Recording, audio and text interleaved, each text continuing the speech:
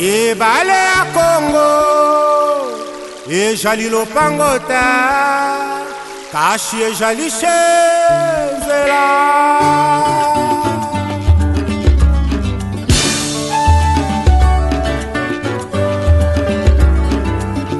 Yahweh bénisse Congo. Bonjour, monsieur le directeur des cabinets de la Fondation Louis Watoum. Bonjour, monsieur le journaliste. Aujourd'hui, nous vous avons reçu justement pour parler un peu brièvement sur ce qu'est la Fondation Louis Watoum, parce que nous savons que vous êtes le moteur principal de cette plateforme sociale, de cette structure, de cette fondation. Alors, brièvement, d'abord, nous voulons savoir, c'est quoi d'abord la Fondation Louis Watoum? Quand est-ce qu'elle a débuté avec ses activités dans la République démocratique du Congo, à Kipushi, province du Haut-Katanga et aussi dans le monde entier? Merci beaucoup, cher journaliste, pour la question adressée. Je sais que la Fondation Louis Watoum, c'est une ASBEL, une plateforme, une vision qui a été mise en place par M. Louis Watoum. Quand on parle de M. Louis Watoum, on ne voit pas ses fonctions pour parler exactement du ministre en fonction de l'hymne national.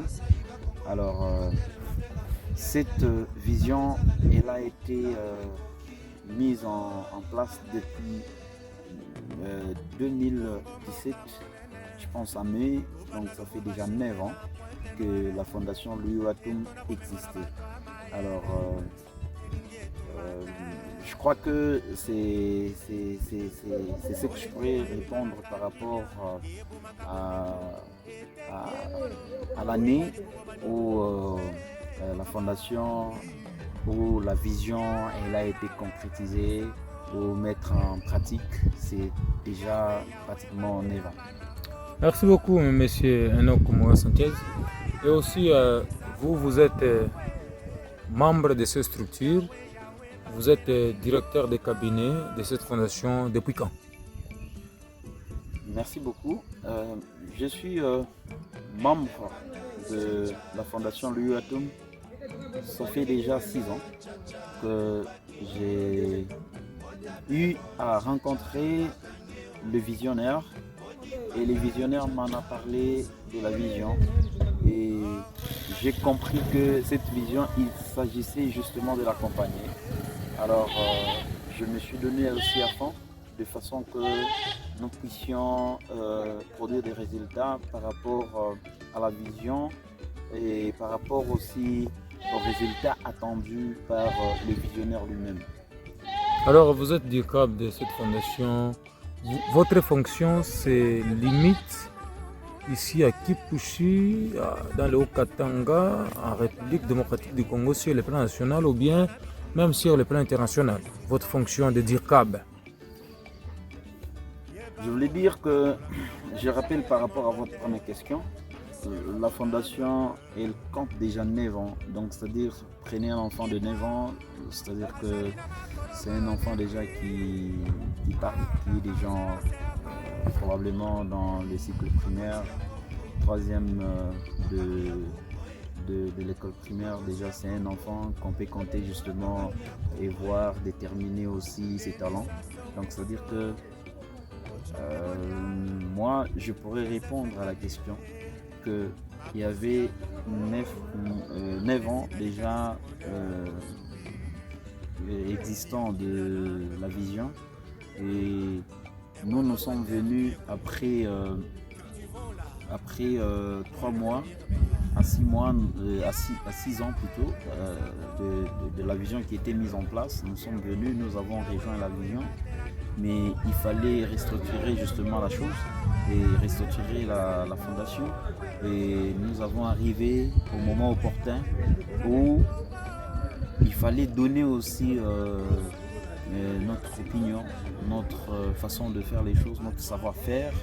Et nous avons lu les statuts parce que la plateforme est statutaire. Et pendant que nous avons lu les statuts, je crois que il a été recommandé aussi certains règlements qui ont été là. Alors on voulait nécessairement redonner un peu le clair ou mettre à la clarté de ceux qui parlent le règlement. Alors c'est là où nous sommes arrivés et nous avons compris ça et nous l'avons accompagné pour que nous puissions avoir cette fondation sur l'étendue nationale.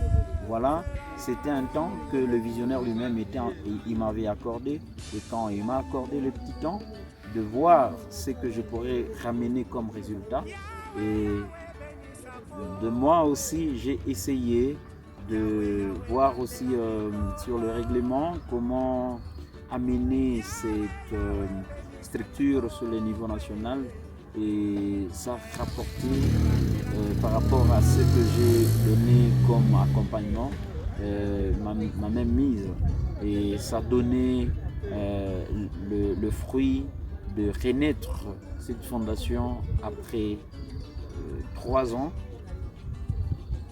Et dans les 6 ans restants, j'ai quand même eu à réussir la mission qui m'a été donnée par les visionnaires, son excellence aujourd'hui, M. Louis Atoum. J'ai ramené la fondation au niveau national. Et aujourd'hui, nous allons parler que la fondation, elle est au niveau national. Et là, j'ai conservé directement le poste de directeur de cabinet de la fondation Louis Atoum, où je suis en train de gérer le coordonnateur national. Merci, c'est ce que je pourrais dire. Voilà, monsieur le Dirkab, dites-nous d'abord, nous sommes ici dans le territoire de Kipushi. Votre fondation a déjà réalisé quoi? Quelles sont les réalisations de cette fondation au niveau de Kipushi? Moi, je ne pourrais pas justement que la question puisse être minimisée ou la question puisse être limitée. Mais moi, je pourrais dire que sur l'étendue nationale, qu'est-ce que la Fondation Louis Atoum est en train de faire. Alors, je sais que je peux rappeler d'abord les piliers de la Fondation. Les piliers, la vision de son Excellence, M. Louis Atoum. On n'a que 3. Sur les 3 que nous avons d'abord le premier pilier qui parle de la santé, qui est primordial justement pour tout être humain. Et le deuxième, c'est l'éducation. L'éducation, justement, on ne peut rien faire sans passer peut-être par la formation, je pourrais dire. Et le troisième, c'est la création de richesses qui est primordiale. Donc même le plus bas, il doit être générateur de richesses. Donc la considération de tout le monde, c'est-à-dire c'est de générer les richesses. Alors c'est une vision vraiment, si on entrait en profondeur pour comprendre, pour connaître, je pense que ça pourrait profiter à toute la République. Donc moi j'aimerais que nous puissions prendre cette vision, que ça sert à tout le monde. Raison pour laquelle je pourrais maintenant finir pour répondre à la question que la Fondation Louis Atoum aujourd'hui, elle a réalisé plusieurs choses. Plusieurs choses entre autres. Nous avons encadré des jeunes, nous avons créé d'emplois. Vous avez encadré les jeunes en quoi? Nous avons encadré des jeunes dans les métiers. Nous avons donné la connaissance dans les métiers. J'ai parlé des axes. Dans l'axe de l'éducation, nous avons donné la connaissance à la jeunesse. Et dans l'axe de la création des richesses, nous avons créé les richesses ensemble avec la jeunesse que nous avons inculqué la connaissance. Et nous sommes en train d'y aller jusqu'à faire preuve sur l'étendue nationale que la Fondation Louis Atoum, elle est là. C'est une vision que tout le monde doit en profiter, que la nation peut prendre, porter à cœur. Moi, je pense que c'est au moins ça la question que je pourrais répondre. Alors, récemment, il n'y a pas des mois, vous avez restructuré le comité directeur de la Fondation au niveau de Kipushi. Alors, qu'est-ce qui a été à la base de cette restructuration? Je vous ramène encore pour comprendre que non, nous sommes régis par un règlement d'ordre intérieur. Nous avons les statuts Exactement. Qui vous régit. qui nous régissent. Et je pourrais dire que s'il y a des choses qui n'ont pas été respectées, il a fallu justement Restructuré. bien sûr, il a fallu justement rentrer et consulter le règlement, consulter les statuts, justement qu'on puisse faire les choses selon notre statut. Alors, monsieur Enoch, dites-nous d'abord concrètement, qu'est-ce qui n'a pas marché pour que vous arriviez à revoir les statuts, à restructurer le comité? Il y avait eu des déshydratants ou bien des problèmes que vous avez rencontrés pour que vous parveniez à faire cela? Il n'y a rien qui n'a pas marché parce qu'on a dit que la fondation elle est réglementée, elle est statuée. Alors nous tous, c'est comme les constitutions du pays. Alors c'est-à-dire que même la fondation et sa constitution, c'est ce qu'on appelle les statuts. Exactement. C'est-à-dire que nous devons nous mettre en conformité justement avec les statuts que nous avons. Et les statuts nous ont demandé justement de faire certaines choses. Maintenant, monsieur Enoch Mouwa Sanchez, dites-nous d'abord, quels sont les projets que vous avez ici à Kipushi? Parce que nous savons qu'ici en 2026, vous avez débuté cette année avec une très grande détermination. Nous vous voyons accompagner, soutenir les gens par-ci, par-là. Récemment, vous avez été au deuil d'un de votre membres qui a perdu, on peut même le citer, le chargé de l'éducation, M. Moulundou. Il a perdu son fils aîné. Vous avez été là, vous l'avez accompagné du deuil jusqu'au cimetière. Et après quoi, vous lui avez même octroyé une enveloppe consistante pour subvenir un peu dans cette période douloureuse. Et après quoi, vous êtes allé même au deuil d'un grand sportif de Kipushi, M. Luboko. Après quoi, vous avez invité les responsables des structures sportives de Kipushi. Vous leur avez quand même réconforté. Vous leur avez donné une enveloppe consistante pour subvenir à leurs besoins afin d'accompagner ces sports. Alors, en dehors de ça, quels sont vos projets que vous avez ici à Kipushi pour l'année 2026? Je pense que la fondation elle est très claire. Hein. Elle est très claire sur ses piliers. Le pilier où on peut parler des axes. Il y a l'axe de la santé, l'axe de l'éducation et l'axe de la création des richesses. Entre autres, je pense que la fondation elle est en train d'accompagner les communautés. Les communautés, ce n'est pas seulement Kipushi. Tout ce que nous faisons ici à Kipushi, ça se passe sur l'étendue nationale. Donc, c'est-à-dire que l'accompagnement n'est pas seulement là où vous avez posé comme question, que vous avez vu la fondation aller peut-être au deuil. Ça, c'est dans l'accompagnement de la communauté. Mais le focus, c'est la création des richesses. Le focus, c'est de donner l'emploi. Donc le ministre a besoin de jeunes capables qui peuvent élaborer des projets. Et ces projets pour justement être générateur de la création des richesses. Et si les projets sont là, le ministre a les leviers justement d'activer ou d'accompagner ces projets justement pour la jeunesse congolaise. Alors, quels sont les projets? Le projet, ce n'est pas la fondation qui vient avec le projet. Oui. Le projet, c'est les jeunes capables, instruits. Quand on parle de l'éducation, les jeunes instruits, et ces jeunes-là peuvent élaborer des projets. Et ces projets-là, parce qu'ils ont besoin... Donc on peut comprendre par là que vous êtes là pour accompagner. Si les gens viennent vous proposer quelque chose, vous proposer un projet comme ça, vous les accompagnez, si on comprend par là. Effectivement, parce qu'on parle de la création des richesses. La création des richesses, on ne peut pas se dire que le ministre doit embaucher les gens dans le mining. Le ministre a besoin de faire fonctionner les têtes des jeunes Congolais. Justement, les jeunes là, quand ils proposent des projets, et le ministre a droit d'activer les leviers pour les accompagner. Donc, c'est ça ce que je pourrais dire. Donc, c'est ça même la création des richesses. C'est ça même le vœu du visionnaire, parce que c'est ça même la vision de son excellence.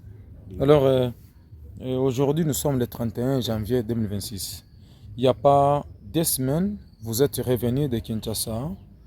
Alors, nous pouvons d'abord savoir pour quelles raisons vous êtes allé à Kinshasa? Effectivement, ma mission de Kinshasa, c'était justement pour le projet. Parce qu'il y avait des projets qu'il fallait exactement examiner et trouver des solutions par rapport à ces projets, adopter ces projets, accompagner ces projets. Alors, vu que je suis la personne qui maîtrise bien la fondation, nous avons besoin aussi de la confiance, parce qu'on parle de la confiance qui ne peut pas exclure le contrôle. Alors quand on parle de la confiance, c'est-à-dire nous avons besoin de jeunes confiants, et ces jeunes qui sont sérieux et qui appliquent les 3 S, la sincérité, la sérieuxité et le respect peut-être, on pourrait dire. Et quand vous amenez le projet à la fondation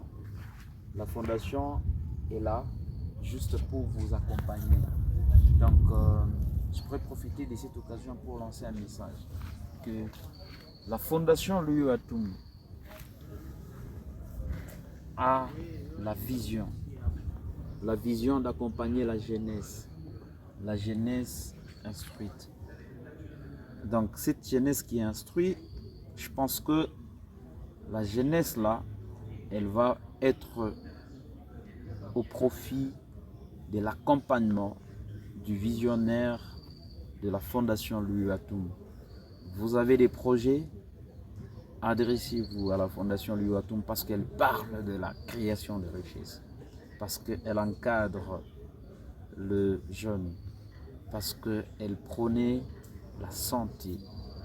Donc, en général, la fondation Louis Watoum, elle est au service de l'accompagnement de la jeunesse jusqu'à les rendre aussi riches à travers la richesse de Dieu qui est dans la tête.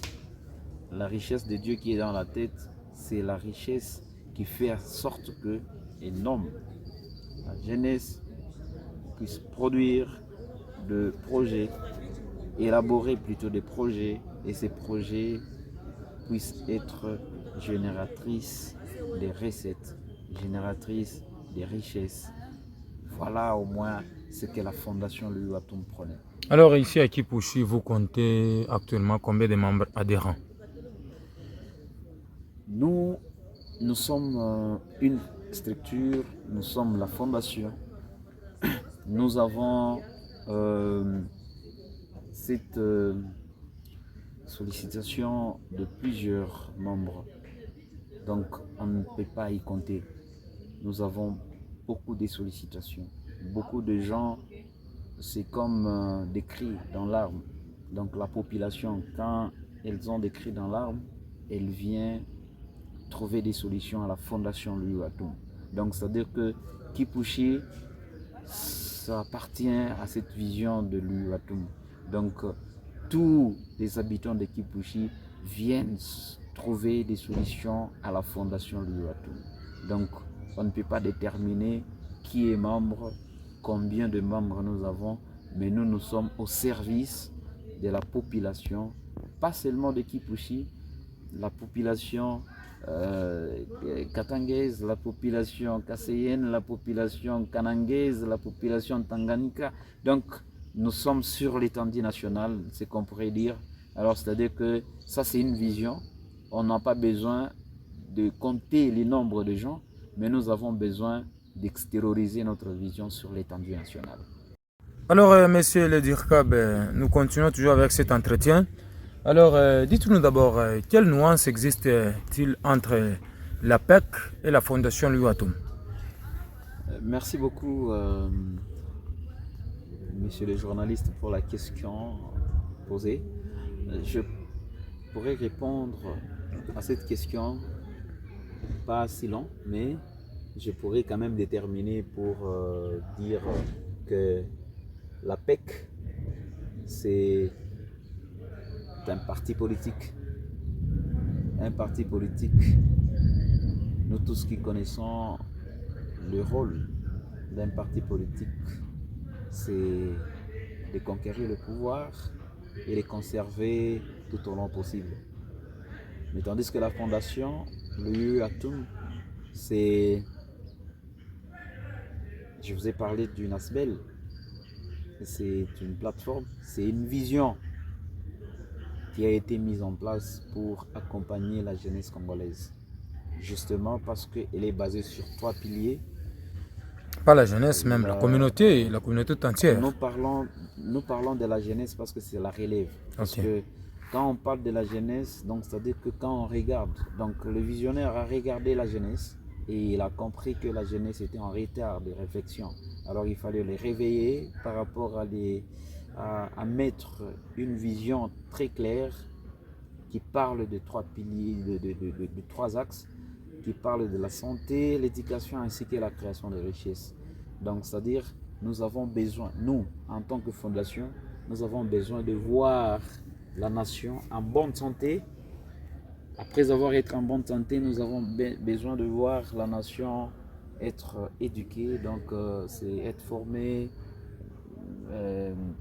Et au finish, cette nation pourrait être capable de réfléchir sur une même table afin d'élaborer des projets et de concrétiser vraiment la création de richesses. Voilà ce que je pourrais dire. Et la fondation Louis Atum, elle est en train d'accompagner les actions sociales de son visionnaire, qui est son Excellence Monsieur Louis Atum. Très bien. Est-ce que vous entretenez de bonnes relations avec les partis politiques APEC ici au niveau de Kipushi, vous, la fondation Louis Atum? La fondation Louis Atum, c'est les pépinières du parti. Parce que la fondation Louis Atum, elle va justement accompagner d'abord la population, les communautés, la nation, et le parti vient après justement pour concrétiser sa mission de conservation de pouvoir et sa mission d'avoir le pouvoir. Donc je pense que cette nuance doit toujours être le père, parce que nous avons tous le même père. Le père, c'est son Excellence Monsieur Louis Atum.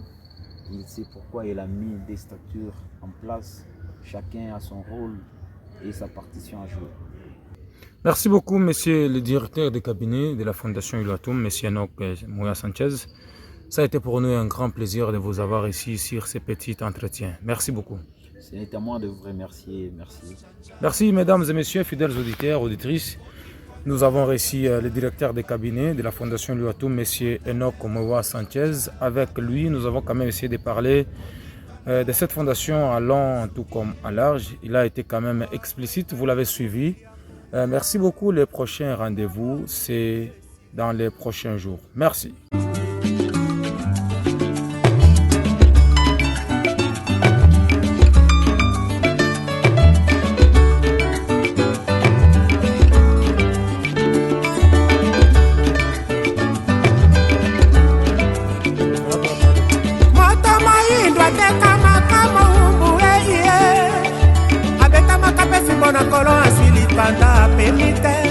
Bitumba na bitumba, conflit sur conflit.